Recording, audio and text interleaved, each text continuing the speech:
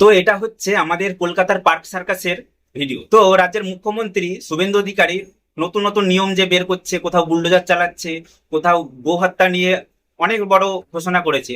তো সেই জন্য এই বাংলাদেশি রোহিঙ্গারা পার্ক সার্কাসে আজকে আন্দোলন করছে। এসআইআরও কিন্তু এখনো কলকাতায় পড়ে আছে, তো এখনো কিন্তু ওপারে চলে যায়নি। তো এরা সেই নতুন সরকারের বিরুদ্ধে আন্দোলন করছে কি নিয়ে, যে গো হত্যা করা চলবে নি, কুরবানির ঈদে তাহলে তারা কি করবে, সেই জন্য সরকারের বিরুদ্ধে এরা আন্দোলন করছে। তো এরা শুধু আন্দোলনই করেনি, এরা পুলিশের উপর ইট ছুঁড়ছে, পাথর ছুঁড়ছে, ইট বৃষ্টি করছে। তো পুলিশও কিন্তু মমতা সরকারের মতো হাত গুটিয়ে পালিয়ে যায়নি। চারদিকে যখন সবাই পাল্টি খেয়ে যাচ্ছে, পুলিশও কিন্তু পাল্টি খেয়ে গেছে।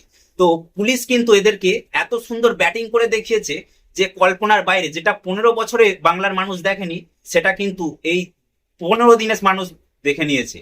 তো পুলিশ এত সুন্দর ব্যাটিং করেছে না, পুলিশকে প্রথমে স্যালুট দেওয়া দরকার। তো একবার ভাবুন, এরা কি আদৌ আমাদের ভারতীয় হতে পারে?